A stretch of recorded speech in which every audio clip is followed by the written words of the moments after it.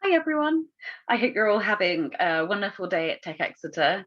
I'm Lissa, I'm from Cracker Marketing, and today I'm going to talk to you about how you could be alienating your audience by not embracing intentional inclusivity.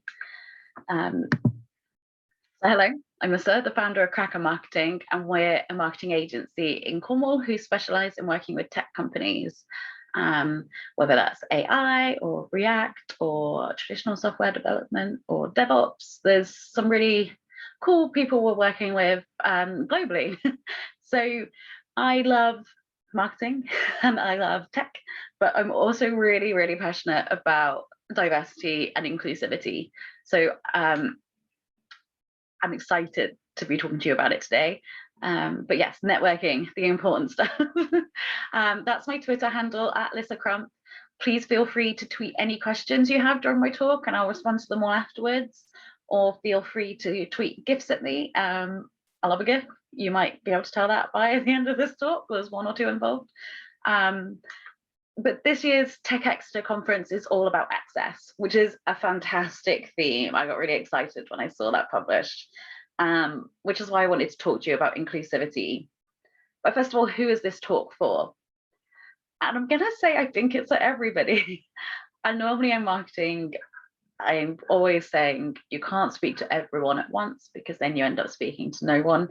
But I really believe on this one occasion that everyone will walk away learning something from this talk that they can then put into action. It's really important that everybody is paying attention to inclusivity. And I feel like the conversation around diversity and recruitment is happening a lot more within tech companies in the Southwest now. And lots more conversations about diversity internally. But I think there's still quite a way for us to go with diversity and inclusivity in our marketing and communications. So I'm not here to tell anyone off or say you're doing it wrong, just to hopefully inspire you to make some changes, positive changes that will make a really big difference to your business and to your team. So first of all, let's talk about what is inclusivity. It wouldn't be a talk about a dictionary definition of a word. Inclusivity is the practice or policy of providing equal access to opportunities and resources for people who might otherwise be excluded or marginalized, such as those having physical or mental disabilities or belonging to other minority groups. And you might be thinking, hold on, that sounds a lot like diversity. Like, what is the difference between the two? And there is a really important distinction between diversity and inclusivity. Diversity is the state of being diverse or having a large variety. Inclusivity is the practice or policy of including people who might otherwise be excluded or marginalized. The distinction is that diversity is the people and inclusivity is the mindset. A team of one is not diverse, but it can be inclusive. Someone with an inclusive mindset welcomes diversity. So I hope that makes sense, because the difference between the two is very important, but quite nuanced. And it will help if you understand that for the rest of the talk. So I live in Cornwall, and it's one of the least racially diverse places in the UK. Like, it's shocking. It is 98.2% white, which is mad. So it's really hard to be diverse in your internal teams in Cornwall. But I think it's really important that we don't judge people on how diverse we perceive them to be. For example, two white men could find a tech company and then their first two hires are two other white men. Looking at that, you might think, oh, they're not diverse. Maybe it's not the right place for me to go as a woman or someone of color. It might put you off, but you could be wrong, as it is hard in a predominantly white place to have a racially diverse team, but you can still be inclusive. So we need to look at how they act. Are they allies? You know, how do they behave? Are they welcoming and supportive and inclusive? And if a team is inclusive, as it grows, it will naturally become more diverse. Now, also, don't get me wrong, some people are not diverse because they're just really toxic. I understand that, and yeah, that's definitely true. But we need to look deeper into people to try and understand if they're inclusive. And the place we will look for this is their messaging, their communications, their marketing. Is that inclusive? And often we tend to use people like us in our marketing and messaging. And there's a number of reasons for that. Sometimes it feels more authentic. Sometimes we don't have a budget to pay for stock photography or hire models, so we just got to take pictures of our existing team. Sometimes people just don't think about it, which is a complete privilege to have, but that can be the case. So whether or not it's malicious, a lack of inclusivity in your messaging is putting people off. It's losing you money. It's stopping people from buying or working with you. So it's really, really important that we address that. So why is inclusivity important?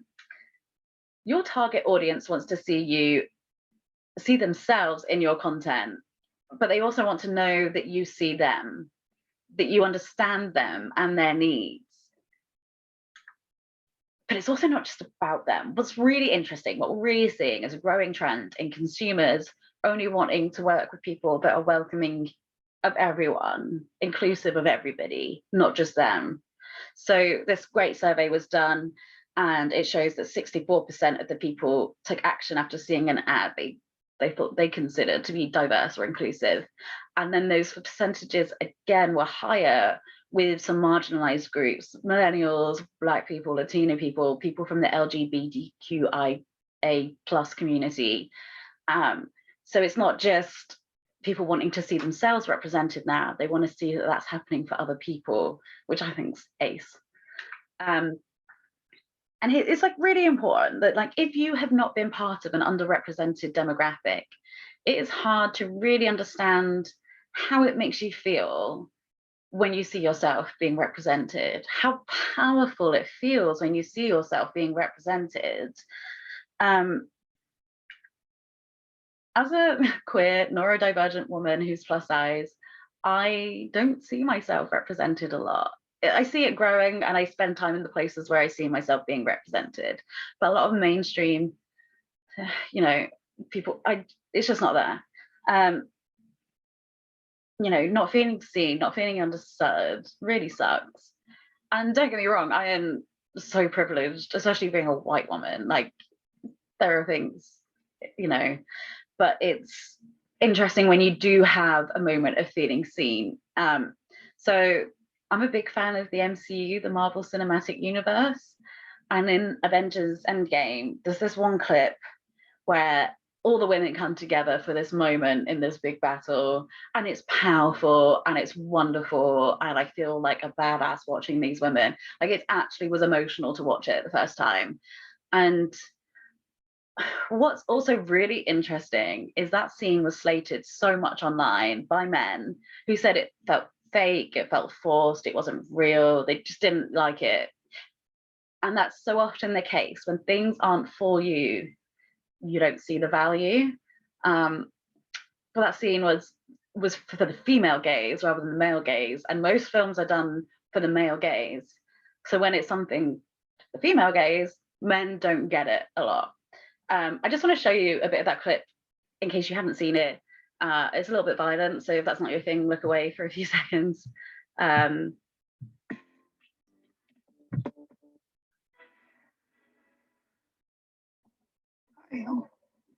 Peter Parker. Hey, Peter Parker. Got something for me?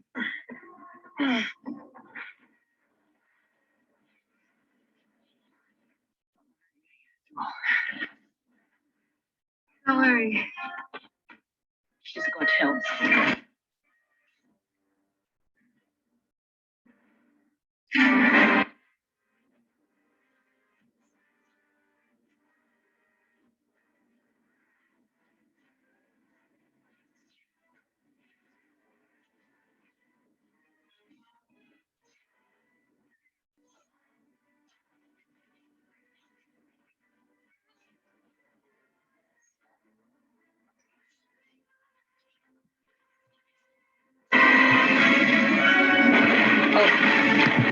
I'll pause it there.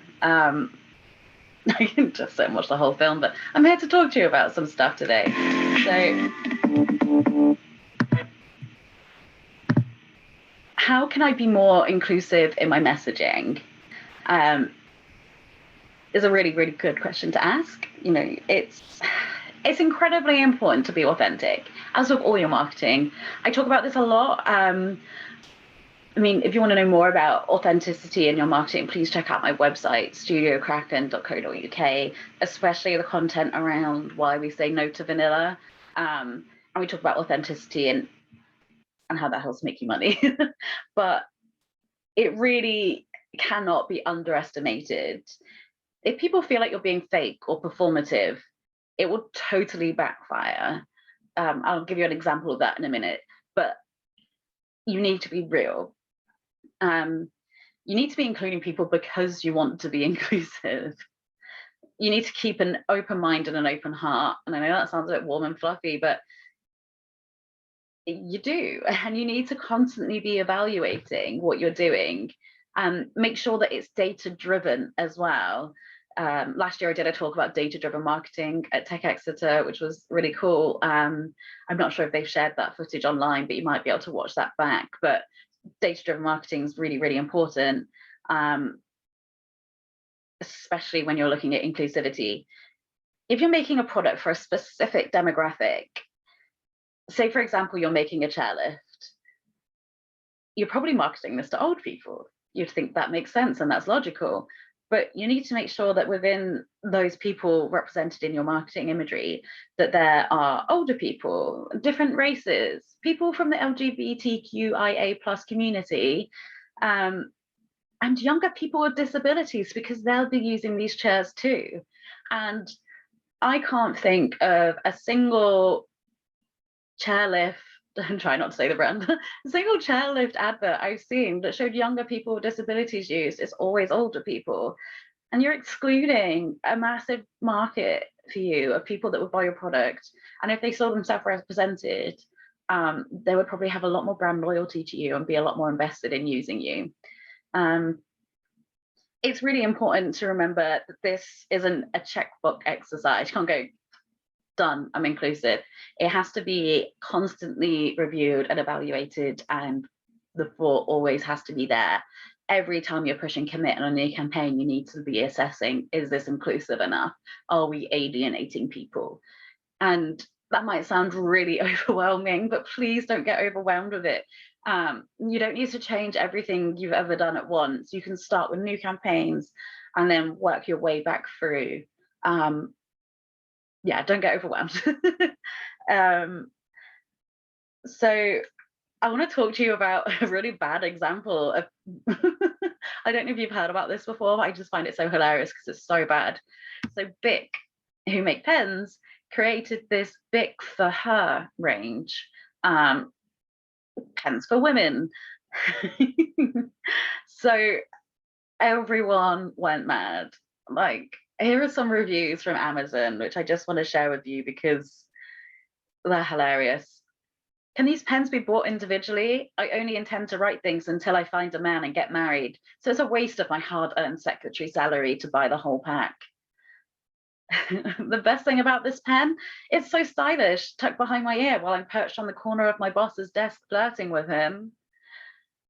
I was disappointed to find that only 1/5 of the pens I received were pink, or maybe more. I can't do maths.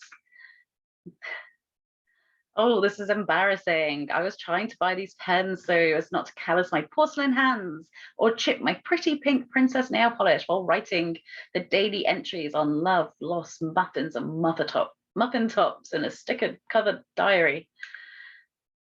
Okay, there's more. I also trimmed down how many I wanted to put in this presentation. If you're looking for something to do, go look at the reviews because they are all absolutely ridiculous. But it was a ridiculous product.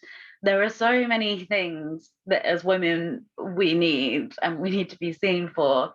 Creating a for her range of pens was really, really not it. And there's a massive growing distaste for brands who, during Pride Month, just change their logo to have the Pride flag and are like, boom, we're done. That's not enough. That's not proper allyship. If you are saying that you support Pride and the LGBTQIA plus community, then you need to be, actually supporting it. Are you supporting your employees? Are you seeking diverse hires? Are you addressing pay equality? Are you contributing to organizations that support LGBTQIA plus rights? Or are you supporting people that are actively anti? Because if you're not, it's just performative.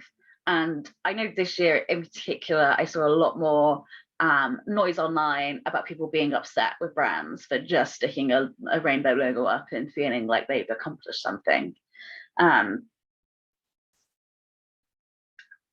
So, unless you're actively supporting them, I'd stop. It's also really important to know your customer. And I know we're getting examples of when things could go wrong, but like, don't panic. An effective inclusive campaign starts with understanding your customer and the marketplace. You need to look at what's culturally and emotionally meaningful for them, what's appropriate, what might offend them, what are they experiencing in their lives, and how can what you produce resonate with that and help them with that. And it's totally fine to not have all the answers. You can ask the questions, you can ask people. And I think people think often that market research is still a group of women putting on lipstick behind a two-way mirror, thinking of Mad Men there. And it's not. It can be really collaborative, it can be really uplifting, it can be really powerful. So, find avenues of speaking to your target audience and target customer or existing customers and ask them what they think.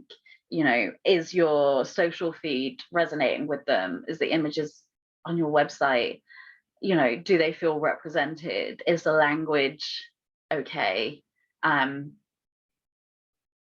take the time and ask the questions. So yeah, take the time to understand everybody. You don't even understand me. So I want to give you some examples of inclusivity in marketing. Now, I've talked about some things where it wasn't so great. I want to talk about some things where it is good. So Burger King did this advert. Let's have a look. Invited Impossible fans to the opening of a very special restaurant. Tonight we are at the grand opening of the Impossible Burger restaurant. I love Impossible Burgers. I hunt them down. I camped out to have the Impossible Burger. I have pictures if you want to see. And it feels like we're experiencing something big. And we had some great news for them. Yep, it's not an Impossible restaurant. I don't know. I might be disappointed. I might be excited. I'm so excited. I've been waiting for this. I've been stalking Burger King. The Impossible Whopper is now available in New York City. Yes, but no. The Impossible Whopper is going nationwide. Damn, that's good. And taste the flame grill. It's like perfect. We wouldn't have it any other way. This is incredible. I'm not gonna lie to you. It's here, and it's in every Burger King everywhere. Yes, the Impossible Whopper is now available nationwide. You too can go to any Burger King near you and try the Impossible Whopper with a patty made from plants, no beef. Get it while it lasts. Only at Burger King. So, totally gave that away by telling you it was Burger King at the start. Sorry, guys, if you hadn't seen that. And I know some of the acting in there is a bit stilted, but this product is catering to vegetarians, to vegans, to people that don't eat beef, whether it's just religiously or dietary or just how they want to live their life. They are finally getting something for themselves. And also the casting in the advert, it feels effortlessly diverse. Like it feels real, like real people. A bit of the acting was a bit stilted, but you get the idea. This is a massive change from Burger King's normal comms to really welcoming other people in. And I love a burger, so clearly I'm a fan. We invited Impossible fans. So let's look at this one from Etsy. What's the name again? It's Shiori. What? Shiori. Adam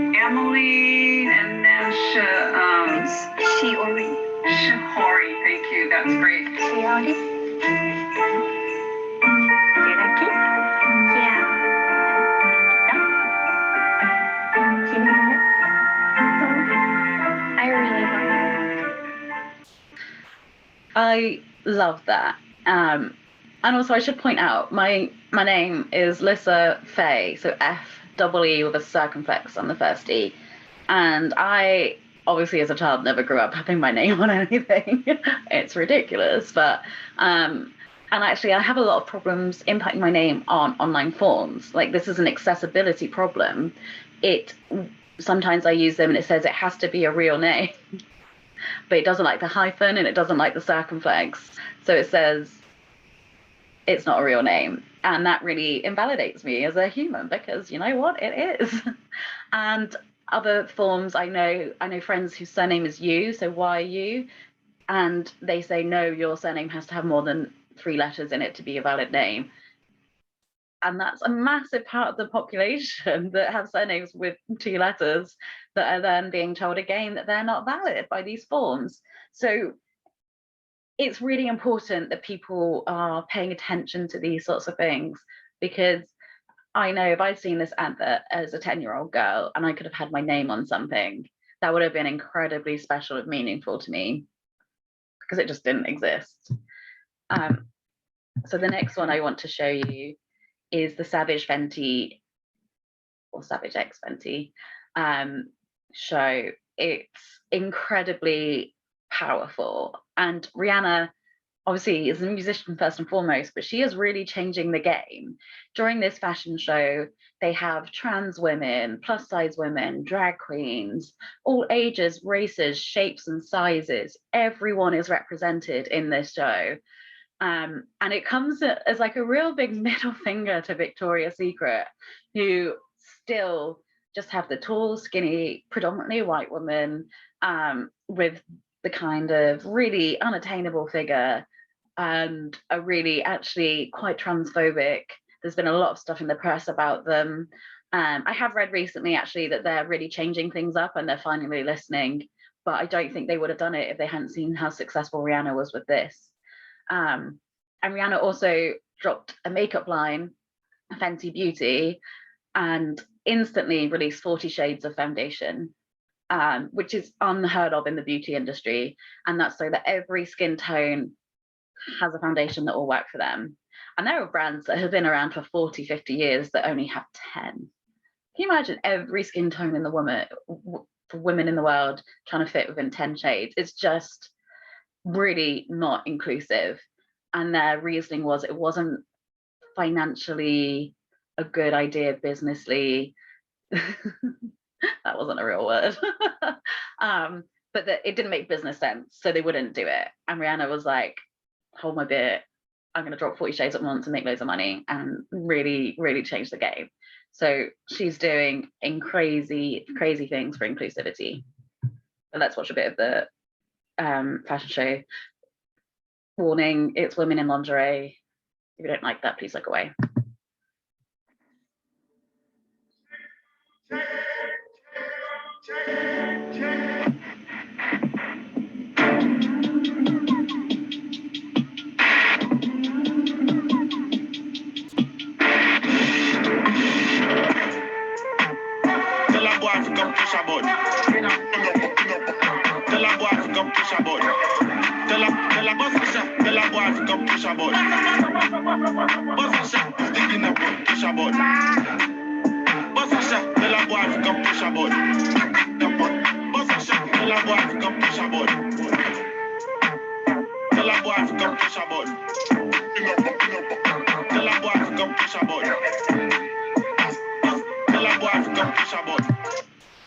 So hopefully that short clip shows you a bit more.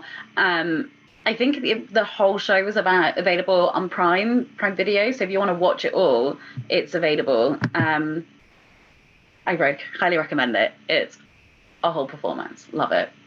So let's go on to my final thoughts for this. Like, I really hope this has given you things to think about and a desire to be more inclusive. A few years ago, I gave a talk about diversity in tech and why it was really important at another event. And afterwards, someone I knew, a white man working in the tech industry, came up to me and said that he disagreed with a lot of what I said, and that as a white middle-class man, he was the most discriminated against demographic and had the hardest time. And that's nothing short of delusional, to be honest. Yeah, it's in my experience, it can be hard for people to kind of understand how other people feel and how the world makes them feel, when actually he's one of the most privileged demographics there are available. And like I'd like to talk about privilege for a minute, actually, because privilege doesn't mean you've had an easy life and that you've had no struggles. I think that quite often as privileged people, we think that people are diminishing our struggles when they call us privileged, which is not the case at all. It just means that, for example, white privilege. White privilege means that we've benefited in life from our skin color. It means we don't experience additional hardships or judgments just because of our skin color, which we are so incredibly lucky for. And another thing I think I should mention here as well, when people say, oh, I don't see color, that's actually incredibly offensive, and we need to stop saying that, because we're invalidating people of color's experiences and who they are by saying that. It's saying I'm choosing to ignore a part of you because it makes me uncomfortable. It sounds like I don't see you, and we're talking today about being inclusive and showing people we see who they are. Saying I don't see color is saying I don't see who you are. I don't care about your experiences and where you're coming from. It's an important part of people's identity, and dismissing it shows a lack of empathy and ignorance. It's so important for us to use our privilege to become allies. And I know I touched on being an ally before, but I want to go into it a bit more in depth here. An ally is someone who actively promotes and aspires to advance cultural inclusion through intentional, positive, and conscious efforts to benefit people as a whole. It's a process of building relationships built on trust, consistency, and accountability. Every one of us can be an ally, and every one of us should be. White women can be allies to people of color. Men can be allies to women. Cis people, or cisgendered, which describes people whose gender identity matches their sex assigned at birth. We can be allies to members of the LGBTQIA+ community. Able-bodied people can be allies to those with different abilities. Economically privileged people can be allies to those who are not. There is so much to think about here and so many ways to demonstrate our allyship, but it is so important to be conscious about it, to be able to be inclusive.